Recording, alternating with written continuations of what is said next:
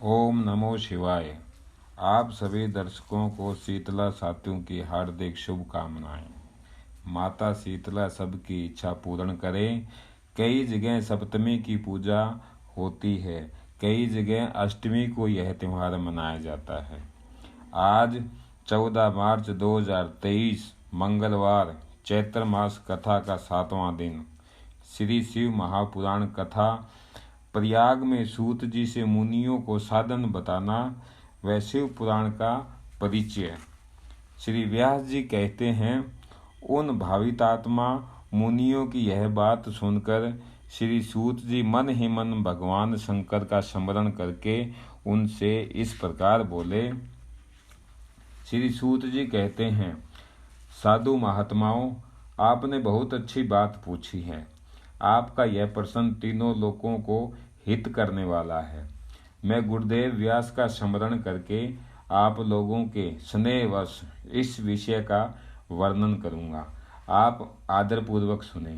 सबसे उत्तम जो शिव पुराण है वह वेदांत का सार सब है तथा वक्ता और श्रोता का समस्त पाप राशियों से उद्धार करने वाला है। इतना ही नहीं, वह परलोक में परमार्थ वस्तु को देने वाला है। कली की कलमश राशि का विनाश करने वाला है।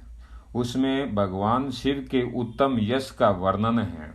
ब्राह्मणों, धर्म, अर्थ, काम और मोक्ष, इन चारों पुरुषार्थों को देने वाला वह पुराण सदा ही अपने प्रभाव की दृष्टि से वृद्धि का विस्तार को प्राप्त हो रहा है। विप्रवरों, उस सर्वोत्तम शिव पुराण के अध्ययन मात्र से वे कलयुग के पाप सक्त जीव सर्वश्रेष्ठ गति को प्राप्त हो जाएंगे। कलयुग के महान उत्पात तभी तक जगत में निर्भय होकर विचरेंगे जब तक यहाँ शिव पुराण का उदय नहीं होगा। इसे वेद के तुल्य माना गया है। इस वेद कल्प पुराण का सबसे पहले भगवान शिव ने ही प्रणयन किया था। विछेश्वर संहिता, रुद्र संहिता, विनायक संहिता, उमा संहिता, मात्र संहिता, एकादश रुद्र संहिता, कैलाश संहिता, शतरुद्र संहिता, कोटि रुद्र संहिता, सहस्त्र कोटि रुद्र संहिता, वायवीय संहिता तथा धर्म संहिता, इस प्रकार इस पुराण के 12 भेद या खंड है। ये 12 संहिताएं अत्यंत पुण्यमयी मानी गई है। ब्राह्मणों, अब मैं उनके श्लोकों की संख्या बता रहा हूँ।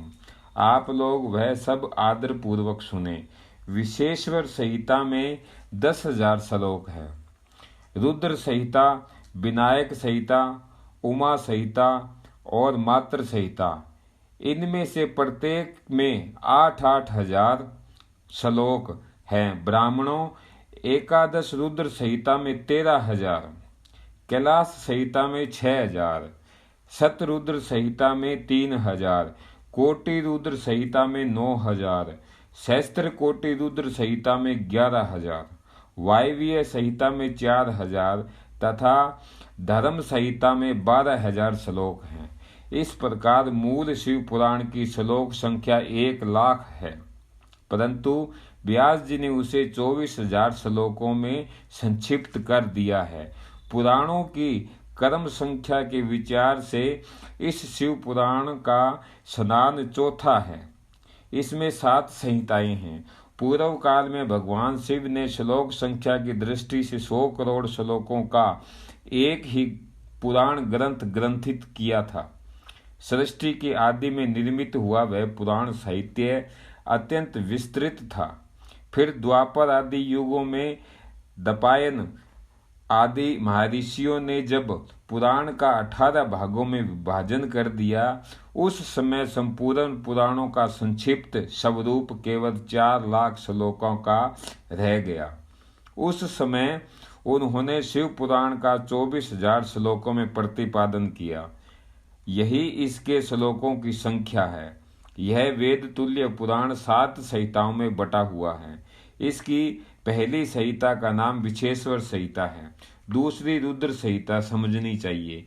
तीसरी का नाम शतरुद्र संहिता, चौथी का कोटि रुद्र संहिता, पांचवी का उमा संहिता, छठी का कैलाश संहिता और सातवीं का नाम वायवीय संहिता है। इस प्रकार ये 7 संहिताएं मानी गई है।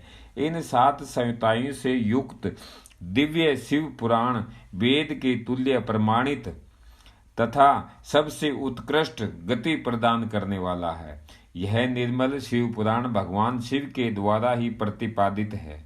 इसे सब शिरोमणि भगवान व्यास ने संक्षेप से संकलित किया है। यह समस्त जीव समुदाय के लिए उपकारक है, त्रिविध तापों का नाश करने वाला है, तुलना रहित एवं सत्पुरुषों को कल्याण प्रदान करने वाला है। इसमें वेदांत विज्ञान में प्रधान तथा निष्कपट धर्म का प्रतिपादन किया गया है। यह पुराण ईर्ष्या रहित अंतकरण वाले विद्वानों के लिए जानने की वस्तु है। इसमें श्रेष्ठ मंत्र समूहों का संकलन है तथा धर्म, अर्थ और काम इस त्रिविध की प्राप्ति के साधन का भी वर्णन है। यह उत्तम शिव पुराण समस्त पुराणों में श्रेष्ठ है। वेदताओं में विचलित परम वस्तु परमात्मा का इसमें गान किया गया है। जो बड़े आदर से इसे पढ़ता है और सुनता है वह भगवान शिव का प्रिय होकर परम गति को प्राप्त करता है।